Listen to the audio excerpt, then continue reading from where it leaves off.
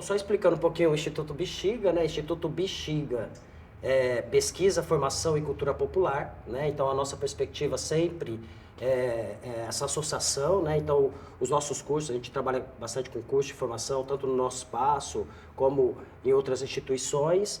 Eles sempre são produtos de pesquisa, né, que a gente realiza e sempre com foco na cultura, na valorização da cultura popular, né, da história, nessa perspectiva. Nós temos um trabalho desde 1999 de defesa da criança e adolescente nas varas de infância e juventude em São Paulo, né?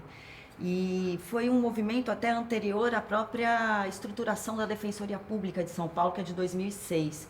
Então, nós criamos um projeto piloto para atendimento tanto dos adolescentes no processo de defesa direto nas audiências, quanto também de suporte para as famílias. Então, eram equipes multidisciplinares em que a gente tratava o acompanhamento das famílias e das crianças e adolescentes com equipes de psicólogos, assistentes sociais, e mesmo o pessoal do direito que fazia a defesa diretamente.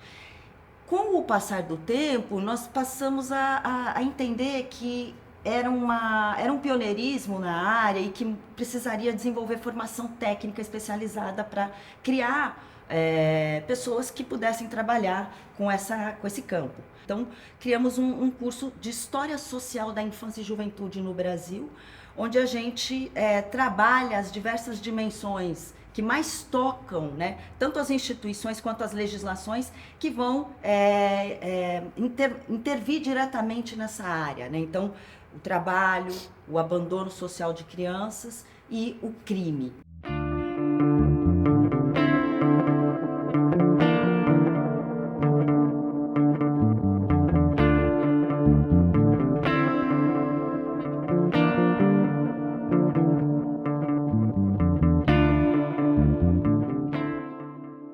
Então, a palavra infância, ela já traz, ela vem carregada da forma como a sociedade olha para esse período especial da vida humana, né?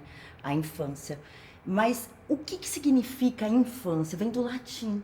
In, negação, fante, é o particípio presente do verbo fare, que significa falar. Infante é aquele que não fala. Então a nossa sociedade, ela olha para esse indivíduo como aquele que não fala, que tem que ser, portanto, alguém há que falar por ele, né? Então tem que ser tutelado. Então, historicamente, e quando é que surge essa noção da infância? Como a gente falou, é uma palavra em latim. É uma palavra que surgiu na antiguidade. E vem também mostrando o que significa a posição da infância dentro da microsociedade, a família. Se a gente pensar que a família, na sociedade antiga, ela vem da palavra famulus, que é o conjunto de escravos pertencente a um senhor, ao homem, né? Então, a ideia de que a mulher, os filhos e o conjunto de escravos são o famulus. Então, a posição da criança dentro da família é a posição tal qual a de um escravo, né? Se a gente olhar, porque aí surge a ideia de pater, de pai, de patriarcado. Porque antes dessa noção de patriarcado, a sociedade era matriarcal, ela era gentílica, tribal, onde as mulheres, elas eram responsáveis pela vida comunitária, pelo oikos, pela casa, ou seja, a vida comunitária, a vida tribal. E os homens eram responsáveis em prover. Então, todo esse processo de transformação do matriarcado, do direito materno, para o direito paterno foi um processo que a gente vai ver até nas tragédias gregas na antiguidade. E o que significa isso? A partir da instauração, então, de um excedente da agricultura, do pastoreio, de uma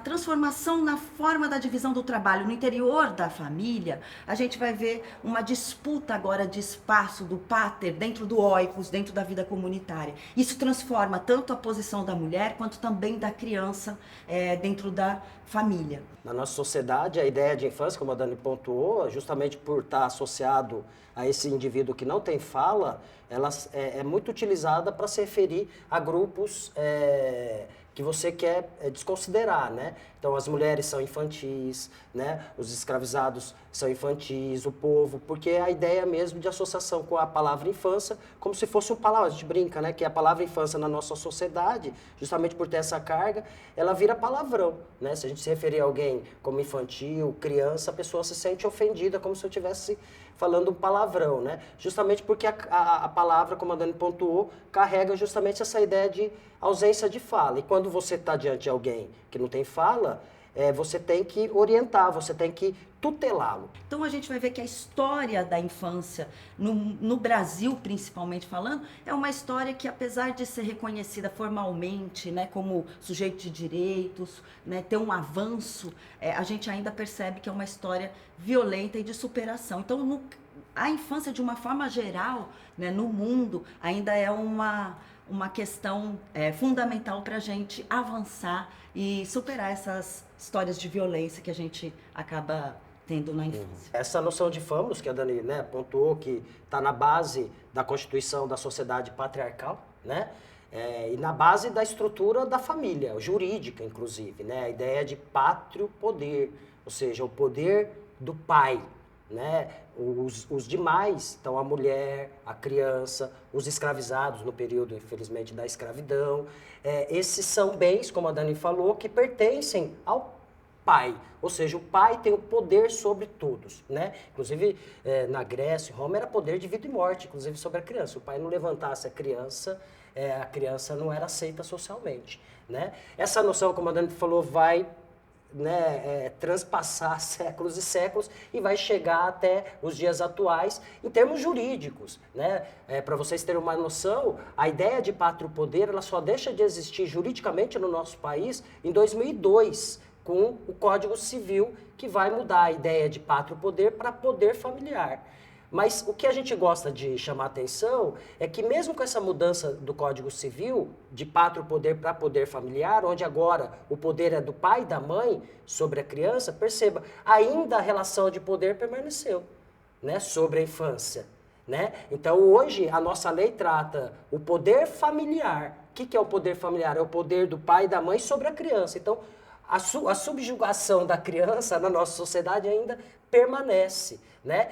E, obviamente, que uma noção jurídica que vai durar até 2002, a gente enfrenta isso constantemente nos nossos cursos, né? Não à toa, inclusive, a questão da infância é uma questão entendida como uma questão só da mulher, né? Porque a gente vai ver que ao longo do período da colonização, especialmente do século XX, o que uma historiadora que a gente gosta muito, né, que é a Margaret Hago, vai tratar da colonização da mulher, o entendimento de que a questão da infância é uma questão só da mulher. Então, por exemplo, a gente percebe que nos nossos trabalhos, junto às equipes, às famílias, geralmente o juiz entende que se a criança está cometendo infração, a culpa é de quem? Da mulher.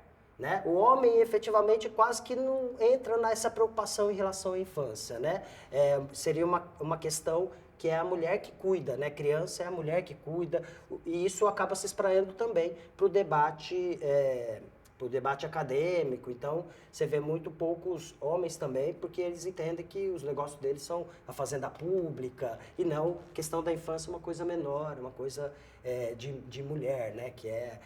E aí surgindo também outras questões que a gente vai combatendo ainda hoje, né? A ideia do mito do amor materno, né? Essa perspectiva de que a mãe, ela nasce com uma natureza, a mulher, nasce com uma natureza para o cuidado, para a maternidade, isso seria da natureza humana da mulher. Então, esses debates a gente tenta enfrentar junto às equipes, o que mostra, né, ainda os resultados, né, infelizmente, aí, desse pátrio poder na nossa sociedade, ainda a manutenção muito dessa Então, até ideia. 2002, né, o Código Civil de 1917, que foi o primeiro código depois das legislações do reino enquanto colônia. Uhum. Né? Então, a gente tinha uma legislação ainda do período colonial, e em 17 a mulher se torna colaboradora, consorte na família, onde se ela discordasse do marido, por qualquer motivo, ela tinha que entrar na justiça, porque a última palavra é a do pater, né? Então, a gente vê que, apesar de ter mudado em 2002, a gente passou um século, né, pelo menos, vivendo sob um código que subjuga, né, a mulher.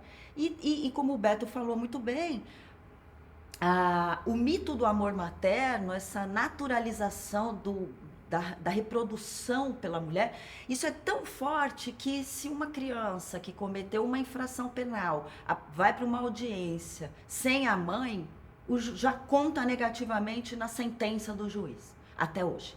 Então, isso não é uma questão do passado, infelizmente, é uma questão que impacta diretamente sobre a vida das crianças e adolescentes. A primeira política social no Brasil, ainda colônia, 1521, as ordenações manuelinas e, na sequência, as ordenações filipinas, vão trazer como uma das primeiras formas de ação social do Estado, justamente em relação à infância, é justamente sobre a criança.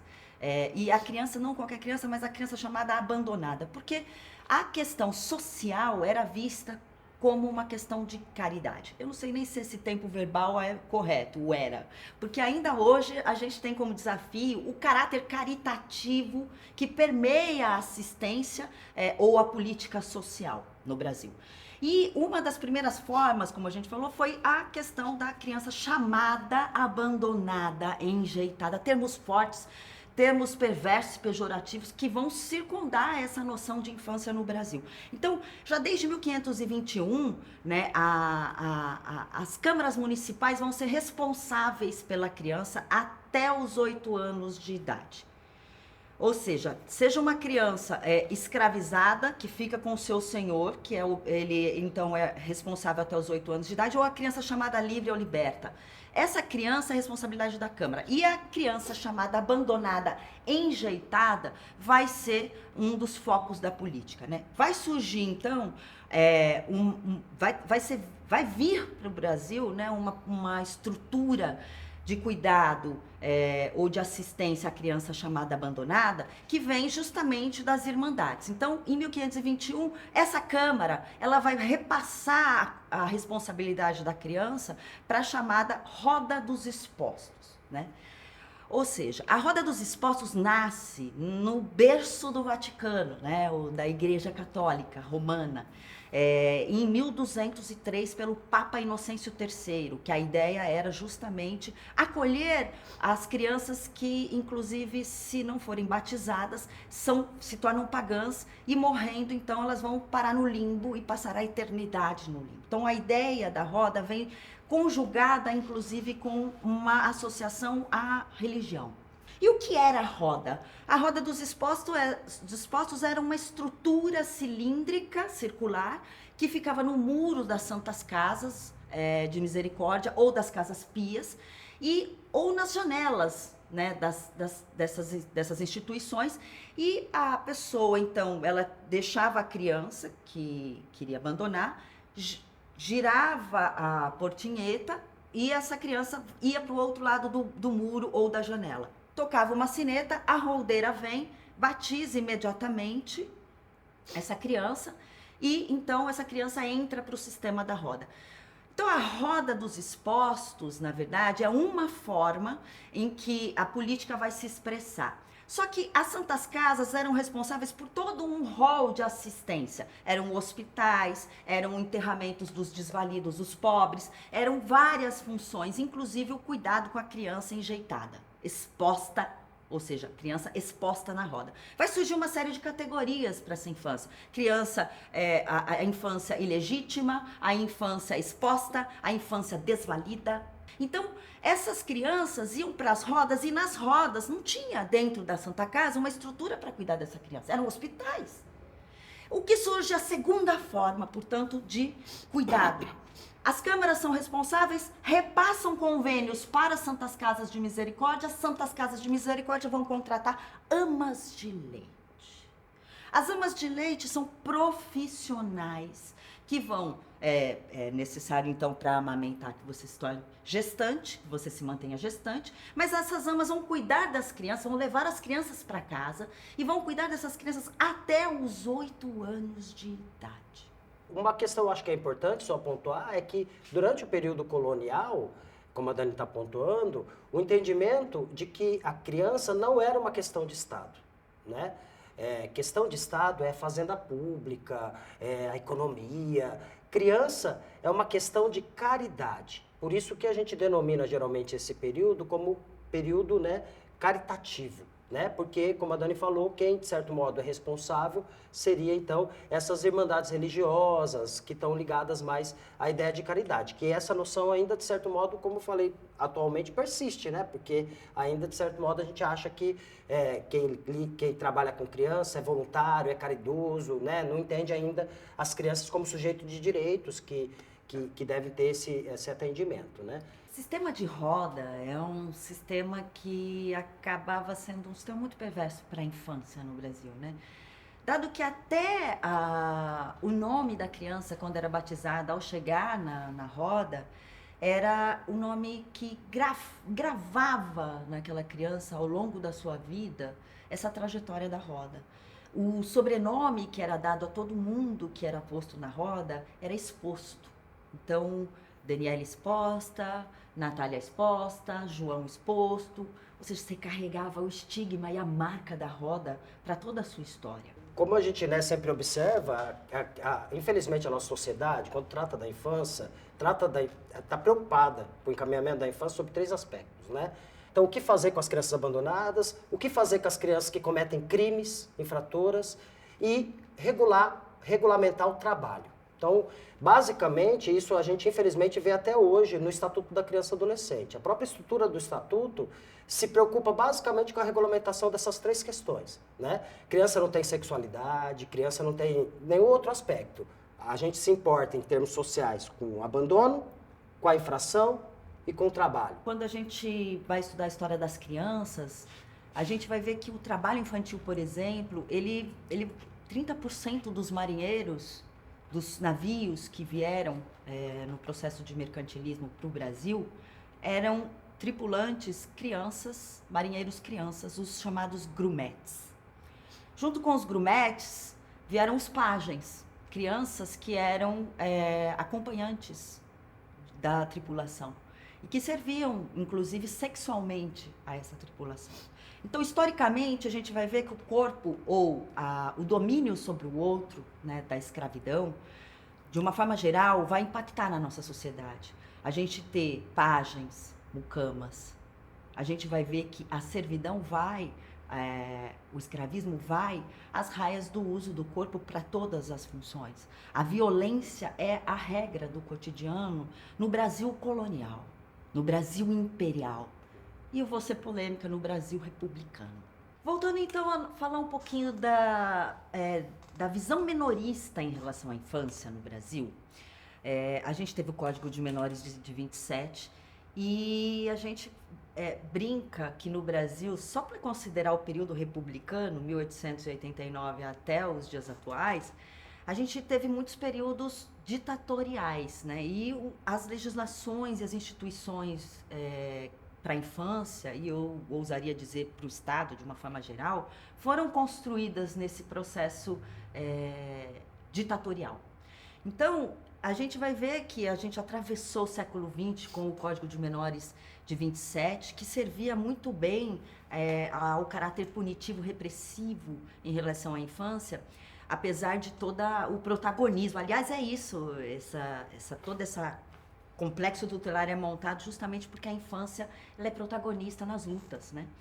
E na ditadura militar, ou seja, a partir de 64, não foi diferente. A gente vai ver movimentos populares extremamente fortes no final dos anos 50, nos anos 60, né? Movimento cultural, popular, movimento de moradia, movimento de favela, Ou seja, nos anos 50 a gente tem a implantação de um parque industrial estrangeiro no Brasil, colocado pelo Juscelino Kubitschek. Quando chega em 60, já está dando muita crise esse parque industrial. E aí a gente vai ver o salário da classe trabalhadora reduzir a pó.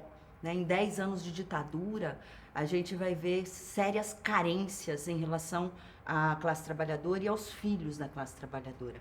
A gente chegou a um nível de desnutrição infantil de 21 milhões de crianças no Brasil, né? Nos quais essa debilidade que estava atingindo a infância se expressava num índice de mortalidade muito alto, em um índice de desempenho baixo das crianças na educação e em todas as searas que tocam essa infância e juventude no Brasil. E aí, então, a gente vai ter, em 1988, né, com a Constituição, um artigo, que é o artigo 227, importante, que vai, em termos jurídicos, reverter, né, essa situação menorista até então. O artigo 227 vai trazer o que ficou conhecido como doutrina da proteção integral, que é uma doutrina justamente que vai vir jurídica, mas em oposição à ideia de doutrina da situação irregular, né? E a ideia, então, na Constituição, no artigo 227, é definir, então, que agora as crianças brasileiras e os adolescentes, né, e a juventude, também são sujeito de direitos, né? Então, todos os direitos que nós adultos temos, ao menos formalmente, as crianças a partir de 88 vão também ter.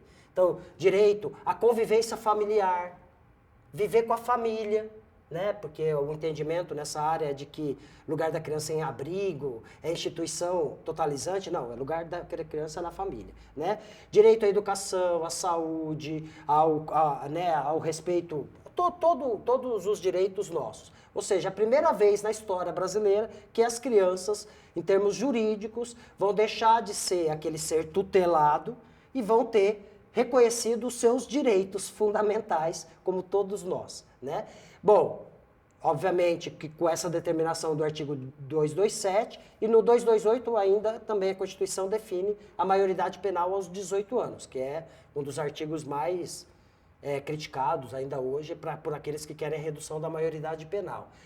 Bom, a Constituição, ela aparece então em 88, né? Ela surge em 88, definindo a proteção integral, e aí evidentemente que essa doutrina não era mais compatível com o Código de Menores de 1979 da ditadura. Então, implicitamente revogou o Código de Menores da ditadura. E aí então, em 1990, a gente tem a edição do Estatuto da Criança e do Adolescente, né? Na época, a opção pelo termo, inclusive estatuto, foi justamente para marcar, porque a gente podia ter nomeado a legislação de Código da Criança e do Adolescente. Mas a ideia foi nomear de estatuto justamente para marcar de que aquela legislação estava estatuindo, né? Tem uma estrutura de Constituição, ela estaria constituindo essas crianças agora como ser de direito e negando toda a fase menorista até então, né?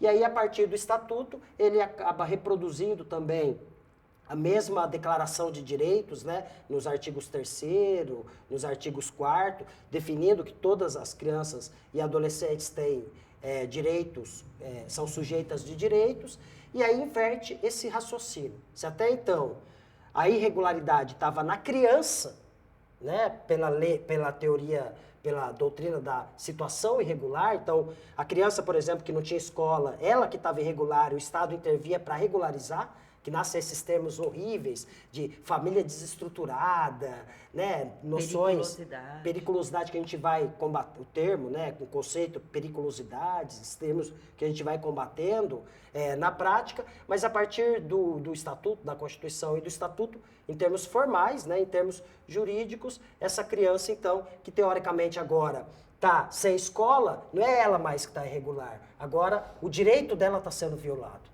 Se ela é abusada sexualmente, não é ela que é irregular. O direito dela está sendo violado. E aí agora, teoricamente, a intervenção do Estado não é mais para regularizar a criança, mas para tirar ela dessa condição de violação de direito. Por se tratar de um tema, como a gente viu, né, historicamente, foi construído com base de muita violência, a nossa fala acaba indo para esse lado, né? A gente acaba falando, infelizmente, dessas violências que foram construídas em relação à infância. Mas para nós, eu acho que ultimamente a gente também está nessa busca de mostrar que elas são sujeitos não só de direitos, mas sujeitos da história, né? Então, como a gente mostrou a ideia de que os nossos direitos hoje trabalhistas devem-se a elas, a luta delas no começo do século, das mulheres, das crianças, né? A gente hoje está investigando muito uma pedagogia dessa infância diferente dessa pedagogia do trabalho, como elas construem, ou seja, o brincar, na brincadeira você aprende, tudo. Por isso que eu falei, a gente agora também está indo para esses cursos para mostrar, por exemplo, esse rompimento histórico com essa construção de uma pedagogia do brincar, que aqui no Bexiga era para ter sido construída essa pedagogia do brincar se não fosse toda a polícia e a constituição, né, dessa burguesia escravocrata que começou a perseguir a rua, tratando ela como oficina do mal, né? Mas o Florestan mesmo, como eu falei, nos anos 30, ele vai mostrar a riqueza das trocinhas, né, que era o nome que se dava a esses grupos infantis que viviam nas ruas, por exemplo, e como brincar, por exemplo, é uma questão também importante de uma pedagogia, né, do brincar também. Então, eu acho que é importante também a gente trazer, né, para o debate a contribuição dessas crianças para a nossa história, para a construção do nosso país, né, dos direitos, né, elas são sujeitos efetivamente dessa história, as crianças, né.